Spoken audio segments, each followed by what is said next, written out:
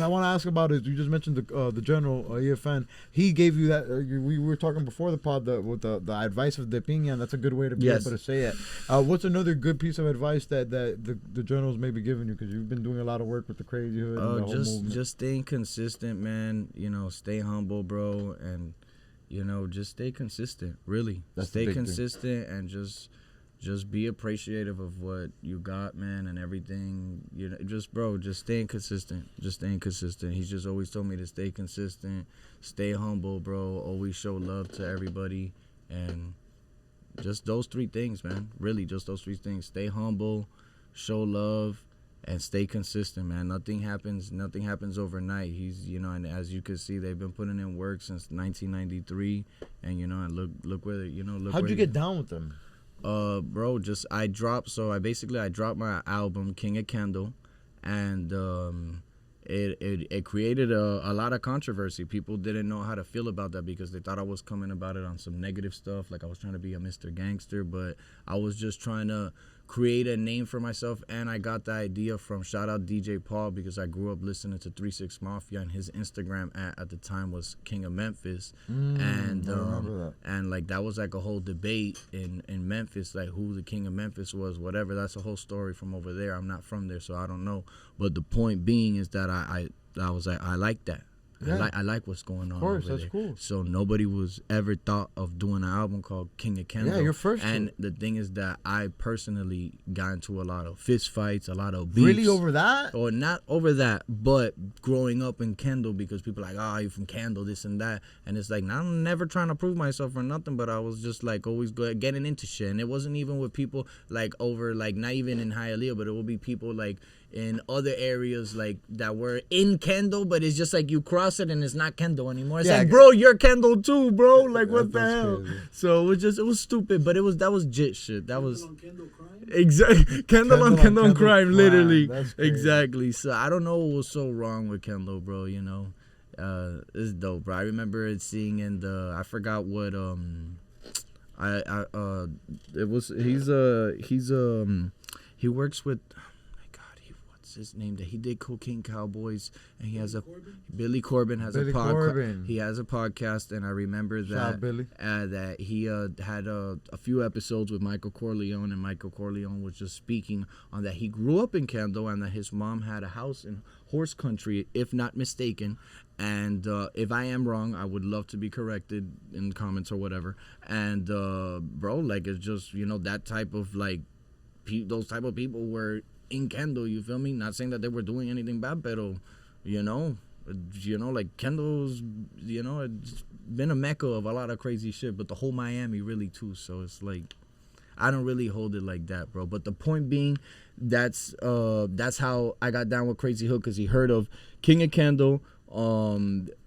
He just told me to come through, and he gave me some game. At the time, I was moving a little wild on some real stuff, doing like wild shit, and he was like, yo, you shouldn't be doing these certain type of things. Do you mind saying, give an example of wild is? Bro, of like how, bro, being young and dumb, I was really influenced by the drill scene, that you don't need to do these type of things, and I as being like an guns older, and shit like that, guns and stuff like that, showing off stupid shit, you feel me? And that was that's very stupid. Did you take those videos down? Because I don't feel like I've seen you with some of them. I did. I definitely did. Wow. I definitely did. I feel like that. That's you know, that's not me, and you don't need to be trying to prove yourself out here. You don't.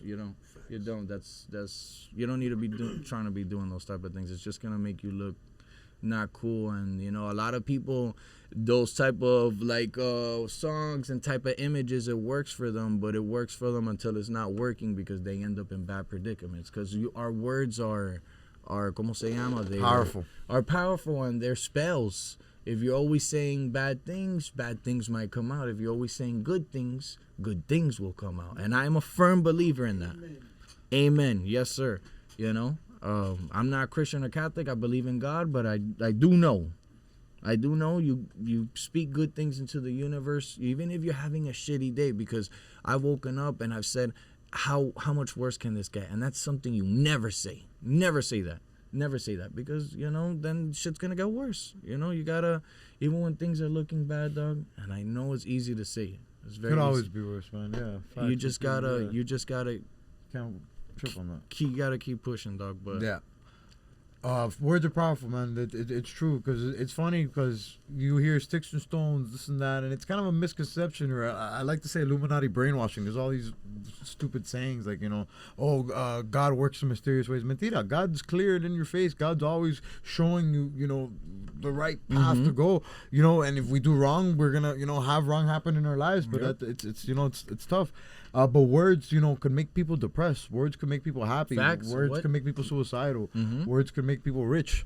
Words could make people, feel all types of emotions in a matter of minutes and seconds. So and I'm sorry to derail, pero I think it was basically with the King of Kendo, it built like a whole. So basically, I dropped it on Twitter, the cover art.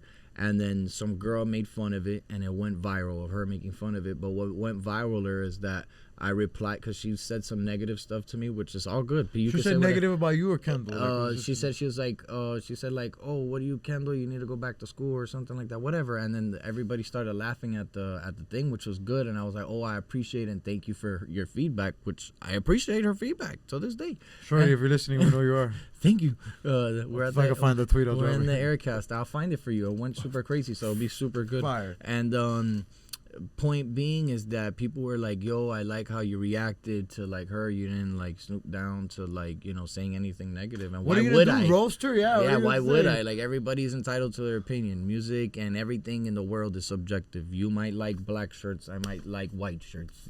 Chico, you could bring me the rawest, most beautiful, sexiest mango in the world. To this day, I'm 30 years old. I've never really liked mangoes. Exactly. It might change now with Nick's. But there you go. But that's just how life works, bro. And not everybody's gonna like you. And you're not everybody's supposed to like you. You feel me? That's just how life works, bro. You have to stand for something. You feel me? You have to have some type of character, dog. Yeah, but with that whole debate, EFN got brought up, to people with comments and stuff like that. Oh, because she's the Kendall guy. Yeah, because people were like, oh, but if someone, because then it really got serious. People were like, oh no, but wait, I'm looking at Kendall, and I was like, Conor McGregor's like, who the fuck is that guy?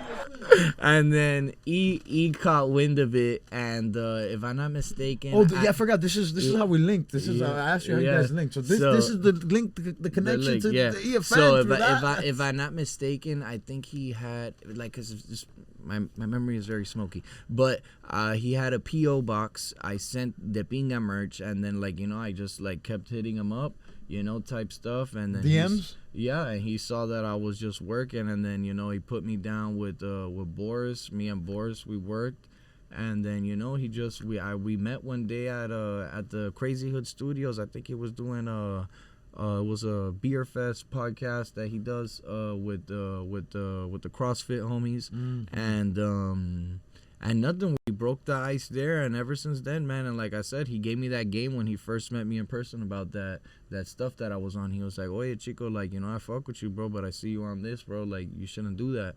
And Doug, ever since then, I feel like, I maybe I never had somebody to tell me that, my dad is a great person.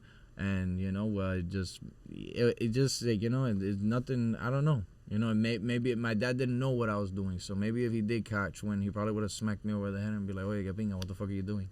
So, but it came from somebody that I respected a lot, and he wants to see me do good in life, and you can't be mad at somebody that wants to see you do good in life. 100. Great perspective to have on it. That's great. And and listen, at the end of the day, for whatever negativity may have brought you, that King of Kendall thing opened crazy doors.